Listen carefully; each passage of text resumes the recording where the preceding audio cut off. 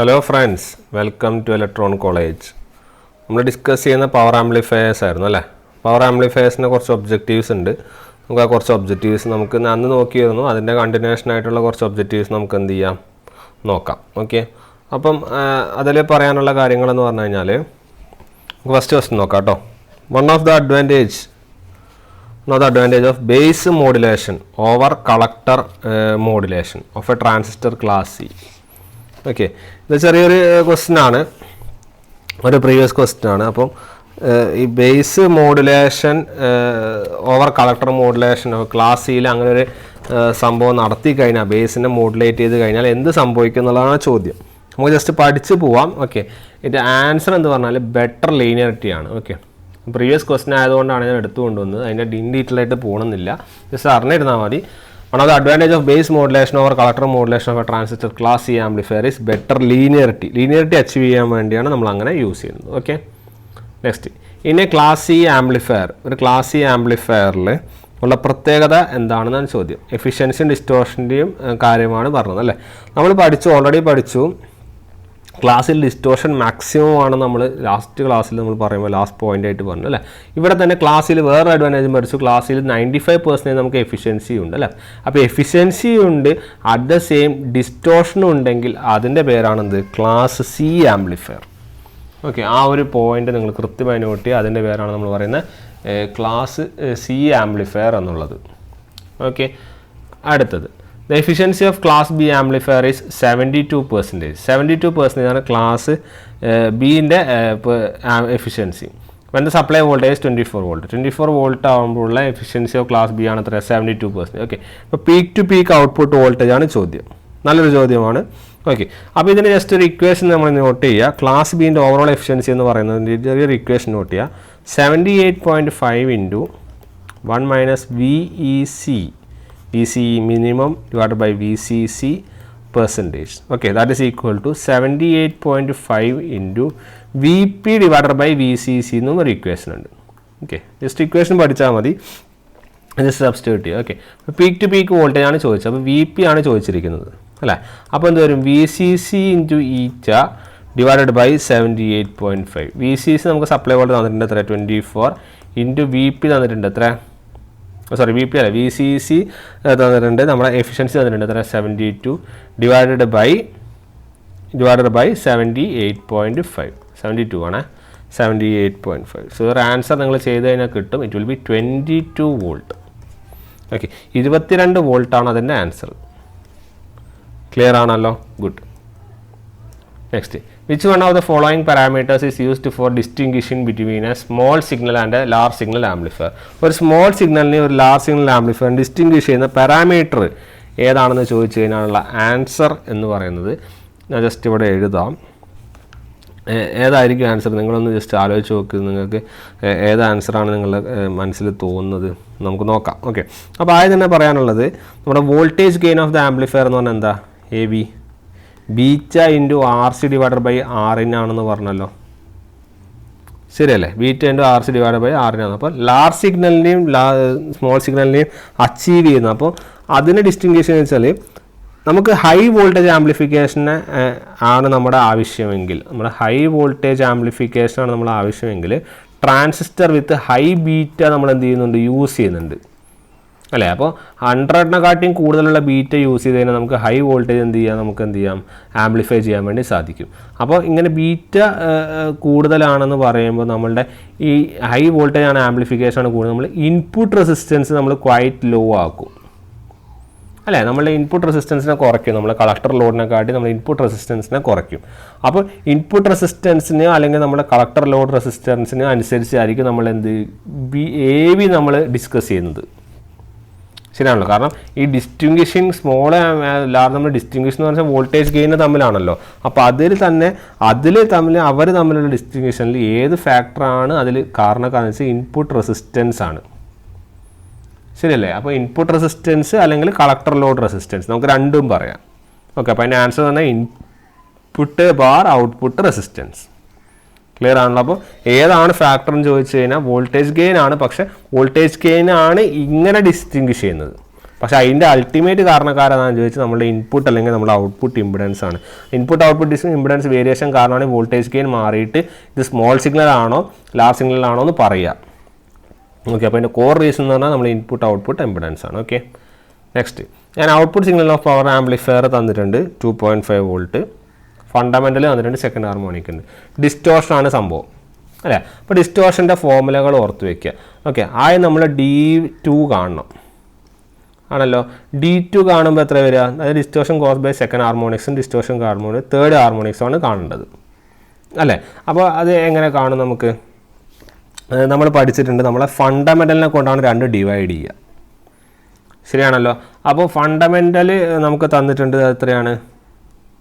Fundamental നമുക്ക് has A amplitude of 2.5 ആണ്. അപ്പോൾ രണ്ടിനും ഡിനോമിനേറ്ററിൽ ഫണ്ടമെൻ്റലാണ്, ശരിയാണല്ലോ. അപ്പോൾ second harmonic third harmonic substitute ചെയ്താൽ മതി. അപ്പോൾ എത്രയാണ്? ഇവിടെ എത്രയാണ്? 0.25ഉം ഇവിടെ എത്രയാണ്? 0.1ഉമാണ്. ഇതിൻ്റെ ആൻസർ മാത്രം നോട്ട് ചെയ്താൽ മതി. എത്രയത്? ഇത് 0.1ഉം ഇത് എത്രയാണ്? 0.04ഉം. 2 ഹാർമോണിക്സ് കിട്ടി. ഇനി എന്ന് ചോദിച്ചിരിക്കുന്നത് ടോട്ടൽ ഹാർമോണിക് ഡിസ്റ്റോർഷൻ അല്ലേ. അപ്പോൾ ടോട്ടൽ ഹാർമോണിക് ഡിസ്റ്റോർഷൻ രണ്ടിൻ്റെ സമ്മ് D2 സ്ക്വയറിന് D3 സ്ക്വയറിന് ആഡ് ചെയ്താൽ മതി. അപ്പോൾ √0.1 square plus 0.04 the whole square അല്ലേ. ആ രണ്ട് ചെയ്താൽ നിങ്ങൾക്ക് എത്ര കിട്ടുന്ന പറഞ്ഞാൽ 0.10 സംതിങ് ആണ് കിട്ടുക. അതായത് അപ്രോക്സിമേറ്റ്ലി പെർസെൻറ്റേജിലായതുകൊണ്ട് 10.77% അല്ലെങ്കിൽ നമുക്ക് പറയാം 10.8% എന്ന് പറയാം. ഓക്കെ അല്ലേ, അത്രേ ഉള്ളൂ അതിൻ്റെ കാര്യം. ഓക്കെ, നെക്സ്റ്റ് ഇനി transistor push pull amplifier.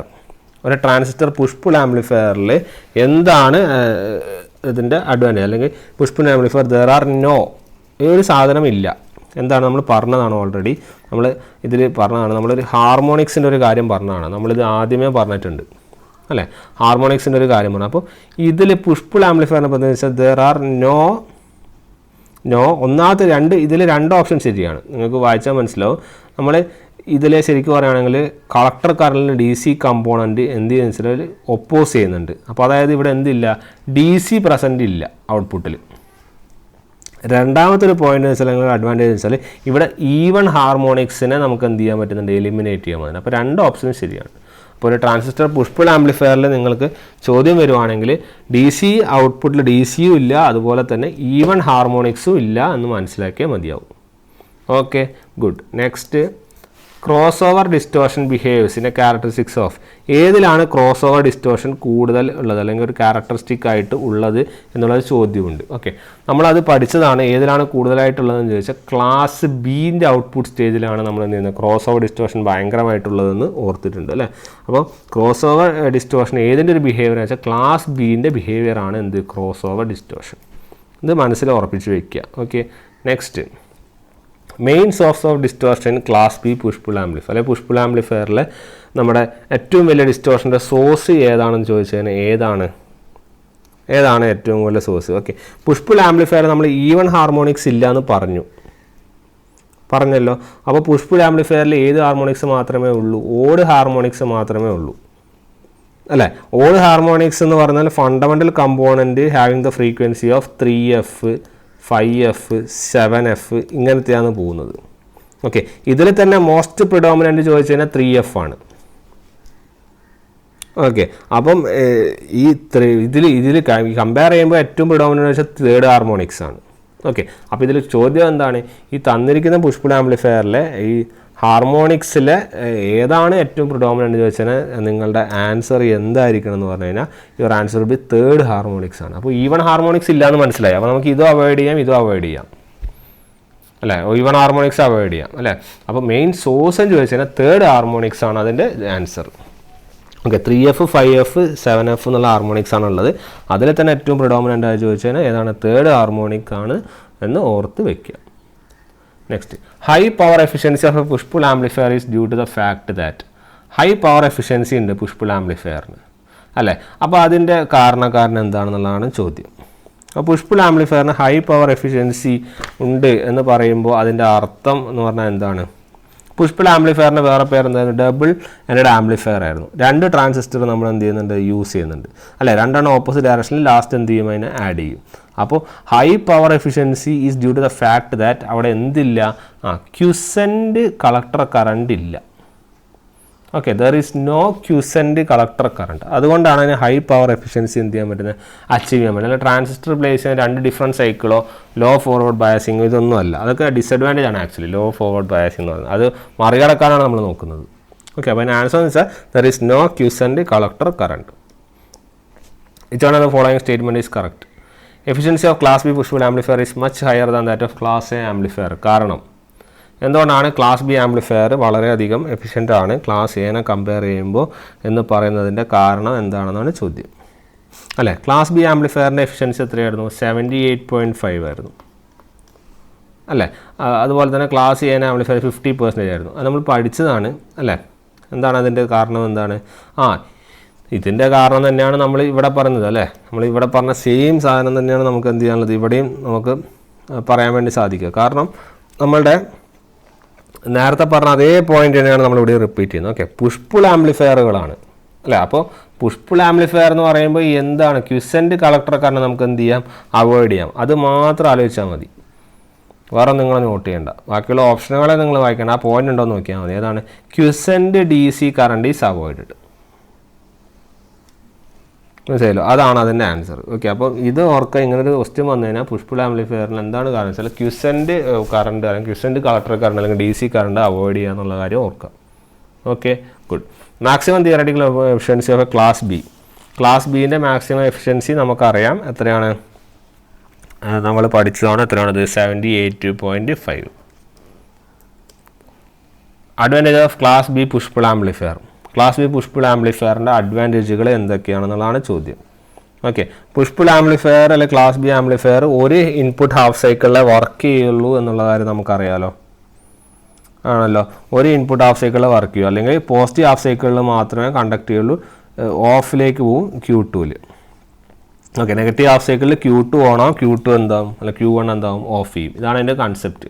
Okay, അപ്പം അതിന് മുന്നേ നമ്മൾ ചോദിച്ച ചോദ്യമാണ് എന്ത്, ക്ലാസ് ബീൻ്റെ കാര്യമാണ് ഈ പറഞ്ഞത്. അല്ലേ, അപ്പോൾ അതിന് മുന്നേ ചോദിച്ച ചോദ്യം എന്താ, advantage of class B push pull amplifier എന്നാണ് ചോദിച്ചത്. ഓക്കെ, അപ്പോൾ നമുക്ക് നോക്കാം എന്തൊക്കെയാണ് അതിൻ്റെ അഡ്വാൻറ്റേജുകളെന്ന് നമുക്ക് എന്ത് ചെയ്യാം നോക്കാം. ഓക്കെ, അപ്പോൾ ആദ്യത്തെ സാധനം എന്ന് വെച്ചാൽ ഔട്ട്പുട്ട് വോൾട്ടേജ് പ്രൊഡ്യൂസ്ഡ്. എന്തിനെ പ്രൊഡ്യൂസ്ഡ് ആണ്, നമ്മൾ ഓൾറെഡി നമ്മൾ പറഞ്ഞതാണ്.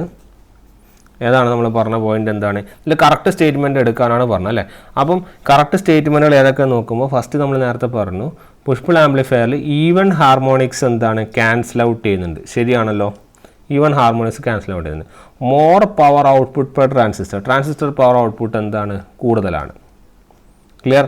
പിന്നെ കൺവെർഷൻ എഫിഷ്യൻസി എത്രയാണ്, 78% ആണ്. ശരിയാണ്, അതും ശരിയാണ്. ഇതാണ് തെറ്റ്. Absence of cross over distortion അല്ല, ക്രോസ് ഓവർ ഡിസ്റ്റോർഷൻ ഉള്ള സാധനമാണ് എന്ത്, ക്ലാസ് ബി. മനസ്സില്ല, ആ ക്ലാസ് ബി പുഷ് പുൾ ആംപ്ലിഫയറിൻ്റെ മെയിൻ ക്യാരക്ടറിസ്റ്റിക്സ് ആണ് എന്ത്, ക്രോസ് ഓവർ ഡിസ്റ്റോർഷൻ. അപ്പോൾ പിന്നെ നമ്മൾ അതിൽ പറയുന്നതിൽ അർത്ഥമില്ല. ക്ലാസ് ബി പുഷ് പുൾ ആംപ്ലിഫയറിൻ്റെ മെയിൻ ക്യാരക്ടറിസ്റ്റിക്സ് ആണ് ഇത്. ഓക്കെ, അപ്പോൾ ആ ഒരു പോയിൻ്റാണ് നമ്മൾ നോട്ട് ചെയ്യേണ്ടത്. അപ്പോൾ ക്രോസ് ഓവർ ഡിസ്റ്റോർഷൻ്റെ കാര്യം ഓർത്ത് വയ്ക്കാം. നെക്സ്റ്റ്, ക്ലാസ് ഓവർ ഡിസ്റ്റോർഷൻ്റെ 2 ട്രാൻസിസ്റ്റർ വന്നു കഴിഞ്ഞാൽ നമ്മൾ പറഞ്ഞു Q1 Q2 ഓണാവും ഓഫ് ആവും. അല്ലേ, നമ്മൾ നേരത്തെ പറഞ്ഞതിൻ്റെ കാര്യം തന്നെയാണ്. അതാണ് അതിൻ്റെ ബേസിക് കാര്യം. അപ്പോൾ നമുക്ക് തന്ന ഓപ്ഷനുകളിൽ ഏതാണെന്ന് നമുക്ക് നോക്കിയാലും മതിയാവും.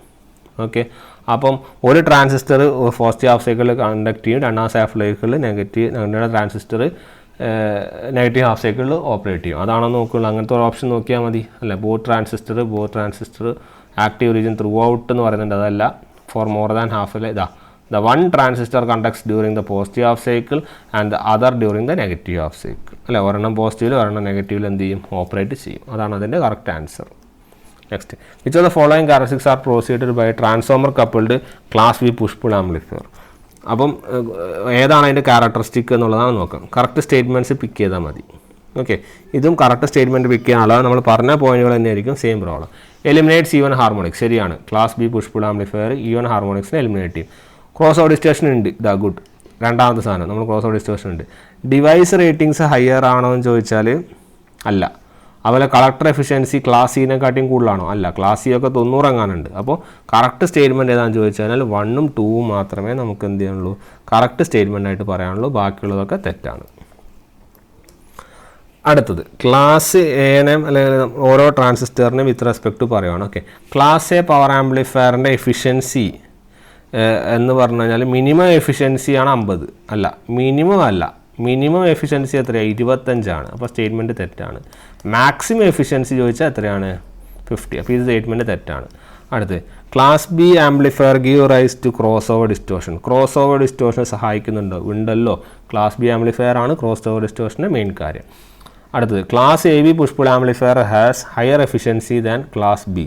ക്ലാസ് എ ബിക്കാണോ പുഷ് പുൾ ആംപ്ലിഫയറാണോ ക്ലാസ് ബിനെക്കാട്ടിയും കൂടുതൽ എന്നുള്ളതാണ് ചോദ്യം. അതായത് നമ്മൾ നോക്കുമ്പോൾ class A B push pull ആംപ്ലിഫയറിന്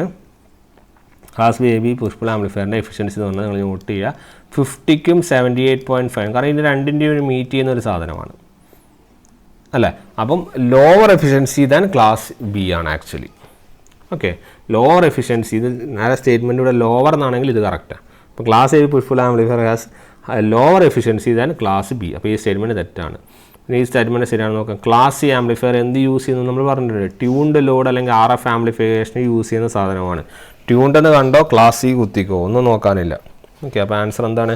class C amplifier is generally used with tuned load അല്ലെങ്കിൽ RF ആംപ്ലിഫിക്കേഷൻ യൂസ് ചെയ്യുന്ന ട്രാൻസിസ്റ്ററുകൾ ചോദിച്ചു കഴിഞ്ഞാൽ അതിൻ്റെ ആൻസർ ആണ് എന്ത്? ക്ലാസ് സി പവർ ആംപ്ലിഫയർ എന്നുള്ള പോയിന്റ് നോട്ട് ചെയ്യുക. അടുത്തത് consider the following statements regarding the class B power amplifier. Complementary symmetry ആണ്. ഓക്കെ, കോംപ്ലിമെൻ്ററി സിമെട്രി എന്ന് അടുത്ത് ചോദിച്ചിട്ടുണ്ട് അല്ലേ. അപ്പോൾ ഏതൊക്കെ സ്റ്റേറ്റ്മെൻ്റ് ആണ് കറക്റ്റ് എന്നുള്ളതാണ് ചോദ്യം. ഓക്കെ, അപ്പോൾ മാക്സിമം പവർ എഫിഷ്യൻസി അല്ലെങ്കിൽ conversion efficiency of class B എത്രയാണ്? 78.5. ക്ലാസ് എ എത്രയാണ്? 50%. അതാണ് അടുത്ത ഫസ്റ്റത്തെ പോയിന്റ്. അപ്പോൾ efficiency of class of the amplifier is higher than that of class A. അത് ശരിയാണോ എന്നുള്ളതാണ് ചോദ്യം. അത് നമുക്ക് നോക്കിയാൽ മനസ്സിലാവും അത് ശരിയാണ്. കാരണം ക്ലാസ് ബിനെ കുറിച്ചാണ് ചോദ്യം. അപ്പോൾ ക്ലാസ് ബി 78 ഹയർ ആണ് അല്ലേ. പവർ ഔട്ട്പുട്ട് ലോ ആണുള്ള ചോദ്യം. ഇത് തെറ്റാണ് കേട്ടോ. പവർ ഔട്ട്പുട്ട് ഹൈ ആണ് ആക്ച്വലി ക്ലാസ് ബിയിൽ. ആ പോയിന്റ് നോട്ട് ചെയ്യണേ. ക്ലാസ് ബിയിൽ പവർ ഔട്ട്പുട്ട് ഹൈ ആണ്. ക്രോസ് ഓവർ ഡിസ്റ്റോർഷൻ ഉണ്ടോ? ഉണ്ട്, അതിലൊന്നും സംശയമില്ല. ക്രോസ് ഓവർ ഡിസ്റ്റോർഷൻ ഉണ്ട്. സ്റ്റാൻഡ് ബൈ പവർ ഡിസിപ്പേഷൻ ഉണ്ടോ? ഉണ്ട്, സ്റ്റാൻഡ് ബൈ പവർ ഡിസിപ്പേഷനും ഉണ്ട്. കാരണം ക്ലാസ് ബിയിൽ കോംപ്ലിമെൻ്ററി സിമെട്രി ആണെന്ന് വെച്ചാൽ യൂസ് ചെയ്യുന്നതുകൊണ്ട് കഴിഞ്ഞാൽ ഉണ്ടോയെന്നല്ല, ആബ്സെൻ്റ് ആണ് കേട്ടോ. എന്തുകൊണ്ടാണെന്ന് പറഞ്ഞാൽ ഒരു ട്രാൻസിസ്റ്റർ ഓൺ ആവും ഒരു ഹാഫ് സൈക്കിൾ, മറ്റേ ട്രാൻസിസ്റ്റർ ഓഫ് ആവും. അതുകൊണ്ട് തന്നെ പവർ ഡിസിപ്പേഷൻ ഒന്നും ഇല്ല അവിടെ. കാരണം വേറെ ചേഞ്ചുകൾ ഇങ്ങനെ അതിൻ്റെ അകത്ത് നിന്ന് അങ്ങോട്ടേക്ക് പോകുന്നു ഇങ്ങോട്ടേക്ക് പോകുന്നു എന്നൊക്കെ പറയുമ്പോഴേ ഒരു ചേഞ്ച് വരുന്നുള്ളൂ. അങ്ങനെ ചേഞ്ചസ് ഒന്നുമില്ല. ഒന്ന് ഓൺ ഒന്ന് ഓഫ്, പൾസ് പോലെയൊക്കെ ആക്ട് ചെയ്യുന്നത് വേണമെങ്കിൽ പറയാം അല്ലേ. അപ്പോൾ സ്റ്റാൻഡ് ബൈ പവർ ഡിസിപ്പേഷൻ ഒന്നും എന്ത് ചെയ്യുന്നില്ല, സംഭവിക്കുന്നില്ല ഇതിൽ. ക്ലിയർ ആണല്ലോ. അപ്പോൾ ഇത്രയും കാര്യങ്ങളാണ് നമുക്ക് പറയാനുള്ളത്. അപ്പോൾ ഇത് മാത്രമേ റോങ് ഉള്ളൂ. ഇത് ഹൈ ആണെന്ന് പഠിച്ചു വെച്ചാൽ അതും കൂടി നമുക്ക് എന്ത് ചെയ്യാം, എളുപ്പമാണെന്ന് തോന്നും. ഓക്കെ, അടുത്തത് ഹീറ്റ് സിങ്ക് നമ്മൾ പവർ ആംപ്ലിഫയർ സർക്യൂട്ടിൽ യൂസ് ചെയ്യുന്നുണ്ട്. ഓക്കെ, ഹീറ്റ് സിങ്ക് നമ്മൾ എന്തിനാണ് യൂസ് ചെയ്യുന്നത് എന്നുള്ളതാണ് സിമ്പിൾ സ്റ്റേറ്റ്മെൻ്റ് ആണ്. ഓക്കെ, അപ്പോൾ ഹീറ്റ് സിങ്ക് എന്ന് വെച്ചാൽ നമ്മൾ മെറ്റാലിക് ഷീറ്റൊക്കെ ഉണ്ടായിരിക്കും. അപ്പം എന്താണ് എൻ്റെ പ്രത്യേകത? It dissipates the heat more effectively അല്ലേ. ഹീറ്റിനെ മോർ എഫക്റ്റീവ്ലി ആയിട്ട് എന്ത് ചെയ്യും, ഡിസിപ്പേറ്റ് ചെയ്യും. അതുപോലെ പവർ ട്രാൻസിസ്റ്ററിനെ ഓവർ ഹീറ്റിങ്ങിൽ നിന്ന് എന്ത് ചെയ്യും, പ്രൊട്ടക്റ്റ് ചെയ്യും. അതാണ് ഹീറ്റ് സിങ്കിൻ്റെ പ്രത്യേകത. ഓക്കെ, അപ്പോൾ ഈ ഓപ്ഷൻ നോക്കുമ്പോൾ it increases the collector dissipation ratings of the transistor. Okay, dissipation റേറ്റിങ്ങുകൾ എന്ത് ചെയ്യും, ഇൻക്രീസ് ചെയ്യും എന്നുള്ളതാണ് ഹീറ്റ് സിങ്കിൻ്റെ മെയിൻ അഡ്വാൻറ്റേജ് ആയിട്ട് പറയാൻ വേണ്ടി സാധിക്കുന്നത്. ഓക്കെ, അടുത്തൊരു പ്രോബ്ലം. ഓക്കെ, ഈ ഒരു പ്രോബ്ലമാണ്. Transistor has maximum power dissipation limit 300 milliwatt for ambient temperature of 25 degrees Celsius. If the maximum allowable junction temperature is 175 degrees Celsius, then what is the limit of the device in an ambient temperature of 55 degrees Celsius in megawatt? Okay, ഈ ചോദ്യം not ചെയ്യുക. ഞാൻ just അതിൻ്റെ solution ഒന്ന് എഴുതി തരാം. അപ്പോൾ നമ്മൾ ആദ്യത്തെ പോയിന്റ് വെച്ചാൽ പവർ ഡിസിപ്പേഷനാണ് അല്ലേ. പവർ ഡിസിപ്പേഷൻ പറഞ്ഞാൽ നമുക്ക് PD max എന്ന് എഴുതാം. അതെത്രയാണ്? 300 MW. ഓക്കെ, അതുപോലെ ആംബിയൻറ്റ് ടെമ്പറേച്ചർ എന്ന് പറയുന്നത് TA എന്ന് എഴുതുക. അതെത്രയാണ്? 25 degrees Celsius ആണ്. ഓക്കെ, അതുപോലെ പുതിയൊരു ടേം എഴുതുക, ജംഗ്ഷൻ ടെമ്പറേച്ചർ എന്ന് എഴുതുക. ജംഗ്ഷൻ ടെമ്പറേച്ചർ TJ max എന്നും പറഞ്ഞ് 175 degrees Celsius എന്ന് എഴുതുക. ഓക്കെ, പവർ ഡിസിപ്പേഷൻ്റെ PD maxന് ഒരു ഇക്വേഷൻ ഉണ്ട്, അത് നോട്ട് ചെയ്യുക. PD max equal to TJ max minus TA divided by thermal resistance. Okay, divide by thermal resistance theta. Okay, അപ്പം ഇതിൻ്റെ ഇക്വേഷൻ എന്താ, ടി ജെ മാക്സ് അല്ലെങ്കിൽ നമ്മളോട് ചോദിച്ചിരിക്കുന്നത് എന്താണ്, നമ്മളുടെ maximum allowable temperature what is limit of the device അല്ലേ, അല്ല ലിമിറ്റ് ഓഫ് ദ ഡിവൈസ് എന്ന് പറയുമ്പോൾ നമ്മൾ ആദ്യം പി ഡി മാക്സ് ഒക്കെ തന്നിട്ടുണ്ട്. ആദ്യം നമുക്ക് തീറ്റ ജെ അല്ലെങ്കിൽ തെർമൽ റെസിസ്റ്റൻസ് നമുക്ക് എന്ത് ചെയ്യാം, കാണാം. ഓക്കെ, അത് കാണുമ്പോൾ T J max minus T A divided by P D max ശരിയാണല്ലോ. അപ്പോൾ ആൻസർ എത്ര, 775 minus 25 divided by 300. Okay, answer will be 1/2 degree Celsius per watt. ഇത് ലെങ്തർ പ്രോബ്ലം ആണ്. നമ്മൾ ഫോമുല അപ്ലൈ ചെയ്താൽ, ഫോമുല അറിയുകയാണെങ്കിൽ ഫോമുല കിട്ടാൻ വേണ്ടി ഞാൻ തരുന്ന പ്രോബ്ലമാണ് കേട്ടോ. 1/2 ഡിഗ്രി വോൾട്ട്. ഓക്കെ, അപ്പോൾ ചോദിച്ചിരിക്കുന്ന ambient temperature for ambient temperature at 55 degree സെൽഷ്യസിലെ ആംബിയൻറ്റ് ടെമ്പറേച്ചറിൽ പി ഡി എത്രയാണെന്നാണ് ചോദ്യം അല്ലേ. പി ഡി എന്ന് പറഞ്ഞാൽ എത്രയാണ്, 175 മൈനസ് 25 ഡിവൈഡ് ബൈ തീറ്റ നമുക്ക് കിട്ടി. തീറ്റ കിട്ടാൻ വേണ്ടിയാണ് ഇത് ചെയ്തത്. Okay, divided by 1/2. അപ്പോൾ ആൻസർ എത്രയാണ്, ഇത് എത്രയാണ്, 120 divided by 1/2. So answer will be 240 milli watt. ഇതാണ് അതിൻ്റെ ആൻസർ. ആ ഫോമുല പ്രാക്ടീസ് ചെയ്യാൻ വേണ്ടി തന്ന ഒരു ചെറിയൊരു പ്രോബ്ലമാണ്. അപ്പോൾ അതിൻ്റെ ആൻസർ എത്രയാണ്, 240 മില്ലി വാട്ട് എന്നുള്ളതാണ് അതിൻ്റെ answer. Okay, so answer will be 240 milli what. Clear? ഇത്രയും കാര്യങ്ങളാണ് നമുക്ക് എന്ത് ചെയ്യാനുള്ളത്, ഈ പവർ ആംപ്ലിഫയറിൽ ഡിസ്കസ് ചെയ്യാനുള്ള കുറച്ച് പ്രോബ്ലംസ് ആയിട്ട് ഉള്ളത്, അല്ലെങ്കിൽ കുറച്ച് ഒബ്ജക്റ്റീവ്സ് ആയിട്ടുള്ളത്. അതുകൊണ്ട് അതിൻ്റെ ഡിഫറൻസുകളും കാര്യങ്ങളൊക്കെ ചോദിക്കാറുള്ളൂ. വലിയ പ്രോബ്ലങ്ങളൊന്നും അല്ലെങ്കിൽ ക്വസ്റ്റ്യൻസ് ഒന്നും ചോദിച്ച് കാണാറില്ല. ഓക്കെ, നമ്മളിനി കൂടുതൽ ഒബ്ജക്റ്റീവ്സുമായിട്ട് നമുക്ക് എന്ത് ചെയ്യാം, അടുത്തടുത്ത് വരുന്ന ക്ലാസ്സുകളിൽ കാണാം. Okay then we will be seeing in your next class. Okay then thank you.